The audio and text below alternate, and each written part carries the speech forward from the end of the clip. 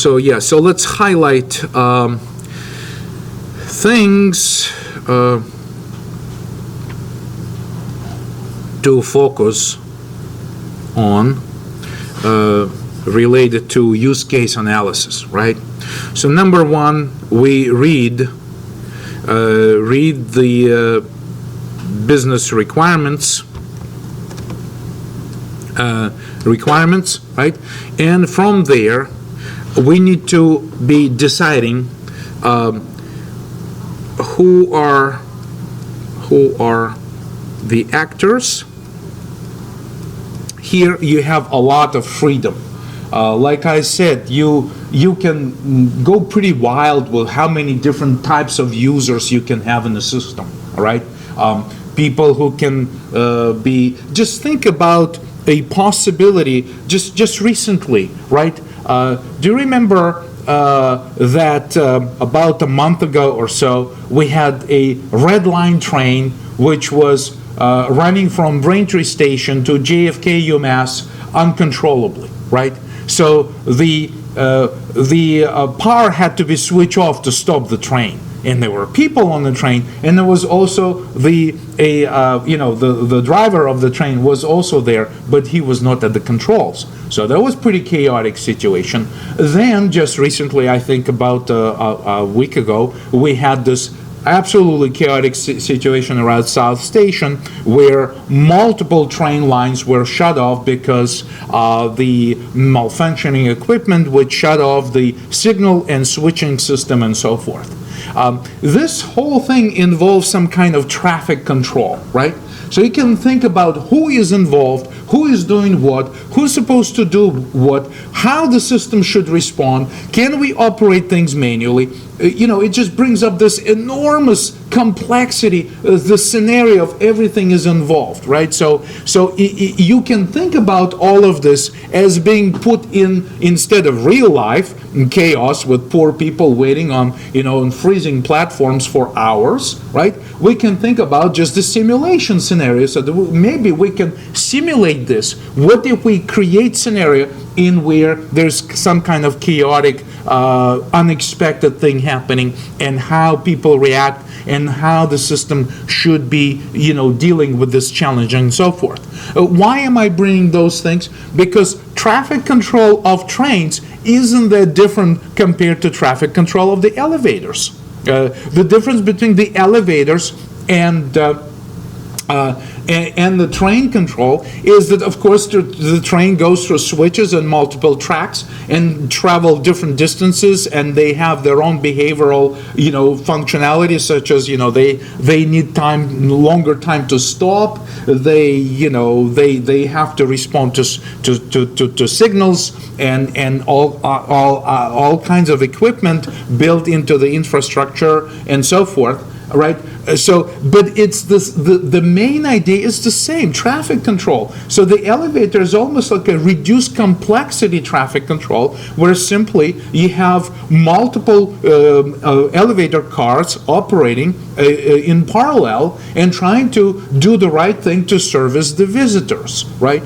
So that's why I say, think about interesting things with respect to what you can do with this traffic control, and what who could be your actors and what they could be doing. Okay. Then, so who are the actors? So what do they do, right? What do they do in the system? Okay. Which basically brings us to the situation that we're going to have the actors, and we're going to have some use cases, and use case diagrams are yet to be covered more formally. Right now, this is just the way you can think about it, right? So, some actors could be in relationship, because some of them may be. So if, say, you have the actor who is the scenario creator, and the actor who is just the operator who runs the scenario, perhaps whoever designed the scenario should be given the right to actually execute the scenario, be able to run it and test it, and so therefore we can establish this type of relationship between these actors. Okay, so then the actual use cases, when we want to write use cases, are basically short stories, a few paragraphs of information, and I already gave you basically the format to use to document what you would like to make available, right? So with each use case, when we describe it, we say who is the actor involved in executing this scenario, and so each one of these use cases right here has to be documented properly in the text form. Another very useful part to consider, and perhaps just a different angle, another very useful angle would be just think about user interface. For a short period, you can abstract away from actors, you can abstract away from use cases, and just think about what would be a natural flow of screens, right? So maybe if you want to have a login screen, then you can have login information and a submit button over here, and this submit button takes you to the next screen, right? Which may be bringing in some kind of main menu, right? So that the user can click some controls on the form and click the button to move on to that next menu, right? Something like that. Or you obviously here we have multiple choices, so naturally we may be going over to multiple and different screens, right? So this is user interface. If you want to think about it more formally, this is user interface state diagram. Okay, so in the state diagram, when we have non-trivial screens, we want to briefly describe the content of these screens and say how we want to allow user to navigate from one screen to another. Similar to how we want to design a website and how we want to have user navigate from one web page to another web page. Some of them will be interactive, some of them will be just static content for viewing only, and we want to basically have an idea what is the overall structure of this design, right? So somewhere here we can have screens that say, and of course, in your case, I think that if I was doing this for real to do this, then my drawing would be somewhat larger, and I would say here create scenario, right? And we want to specify what fields we want to provide, right? For instance, how many visitors, or a range of visitors, minimum to maximum, right? How many elevators, right? For how long you want to run the scenario, right? Maybe you can say run it for 10 minutes, right? Or something like that, and so forth. So basically, design these screens and then have button controls right here, or other types of controls. Button is the easiest one to think about, so that the user can click on the button, and that button takes you to perhaps back to the menu. And you can essentially, right here, when this transition from one screen to another happens, you can specify what causes this transition, right? So they say cancel scenario edit, right? So if they cancel scenario edit right here, right? So they basically transition back to this main menu of the system. Or if they click the save button, then they go to some sort of confirmation, like save confirmation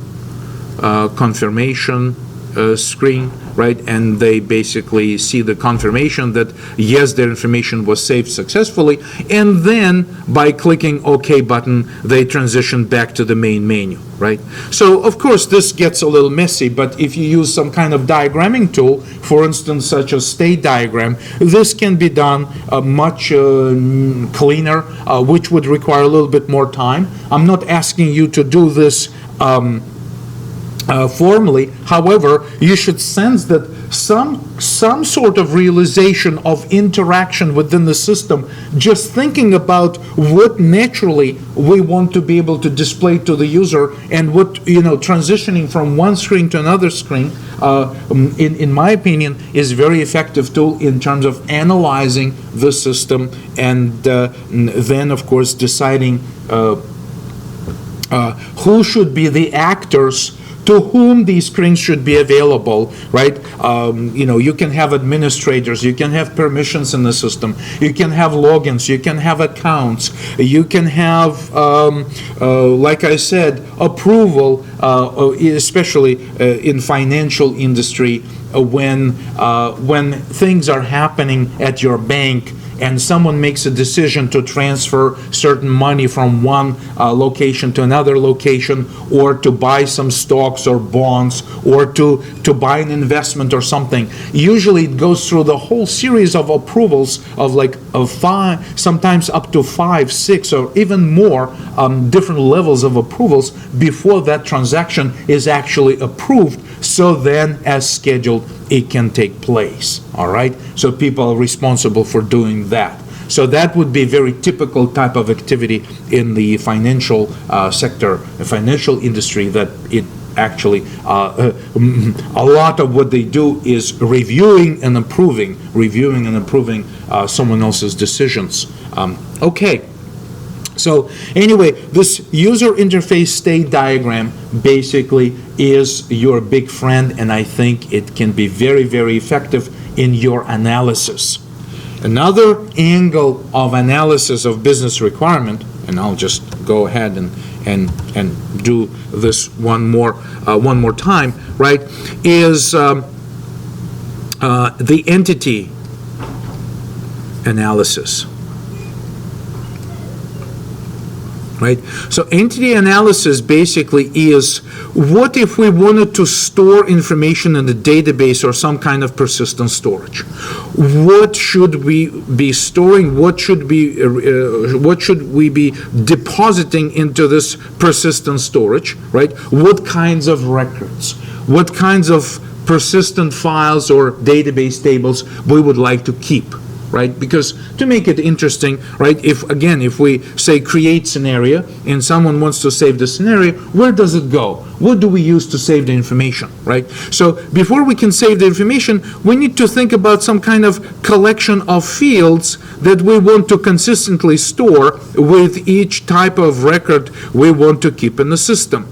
And this is what I call the entity, right?